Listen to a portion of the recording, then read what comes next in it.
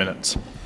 Thank you, Mr. Chairman. I might be biased, but under the leadership of Secretary LaRose, Ohio runs its elections better than any other state in the country.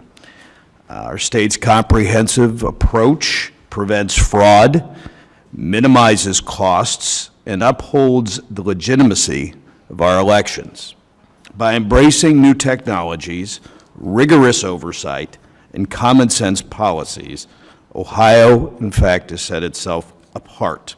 For example, in our state, we have implemented basic requirements to prove you are a U.S. citizen, a resident of the state, of legal voting age, and more.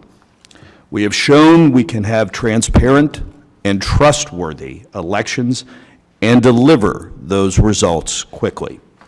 I think our process, honestly, can be the model nationwide. And I invite my colleagues on both sides of the aisle to embrace our approach in the Buckeye State. Well, I could go on and on about Ohio, and if you come to my office, I probably will. I want to highlight some of the winning policies, and I'm going to go to you quickly, Mr. Gray.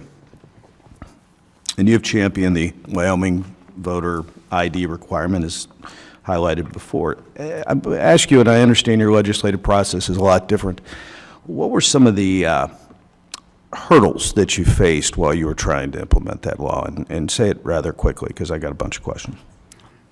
Well, thank you, Mr. Chairman, Congressman. I think one of the challenges is debunking a lot of the sort of straw man arguments that get put out there. And we're seeing that on proof of citizenship for registering to vote and these other election integrity reforms. It took us 4 years to get that through, but eventually I think people saw the light. And I think the 2020 election brought out a lot of these deficiencies that states have in their codes. And one of them was that we didn't have a voter ID law.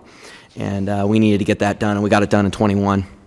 And your legislative process, was it meet once every 2 years, or how's it work in Wyoming? Yes, it's once every year, general session in the odd years, budget session in the even years. I did learn something from your testimony as an Ohioan. I didn't realize you referred to as Wyomingites. That yes. was one thing I did learn. Mr. Noble, Judicial Watch has filed lawsuits to compel voter list maintenance, including the removal of eligible voters. Under our bill, the Make Elections Great Again, or H.R. 7300, which I am an original co-sponsor, updates voter list maintenance requirements nationwide, including by allowing removal if a registrant is discovered to be a non-citizen. How does this change of address issue have you seen or argued about in court? Thank you for the question. So the current NVRA has very limited removal options. We can do it for change of address, death, and a few others, but those are the two big ones. There's been restrictions on the ability to remove people directly for citizenship. And if you recall, in 2024, before the election, there was a big debate that the Supreme Court resolved in Virginia right before Election Day.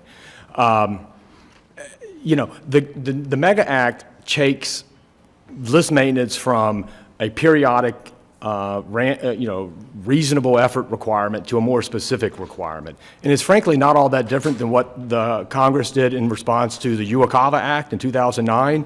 If you recall, 2008, military votes needed to go out within a reasonable time, and there were a lot of problems that happened in the 2008 election. And then in 2009, in response to those problems, Congress set a hard deadline for Uwakava ballots to go out in the MOVE Act. And so with this amendment that is being proposed for the MEGA Act, make those changes. Listen, I have more questions, but bottom line, it is beneficial to have a uniform baseline standard for voter list maintenance requirements. I'd like to point out a couple things, because with all the pomp and circumstance and all of the things my dear colleagues have said, I went ahead and I do read the New York Times. Some on our side do. I just wanted to read a quote from there. So as legislators discuss, Article 1, Section 4, this is coming from New York Times, so it's, pretty factual according to my colleagues. Article 1, Section 4 of the Constitution states, that states set the time and places and manner of elections. It also grants Congress the power to make laws about elections. That's what we're talking about today. Folks, that's all we're talking about. And to my dear colleagues, some of the other things that I have, give me just one more second. Some of the letters that have been put in for the record against this legislation, all I ask, the old phrase, judge them not by their words, but by their deeds. Look at the fundings of a lot of the groups that are saying to not support this legislation. So with that, happy to be an original co-sponsor, and Mr. Chairman, I yield back. The gentleman yields back. The representative from Illinois, Ms. Miller, is recognized for 5 minutes.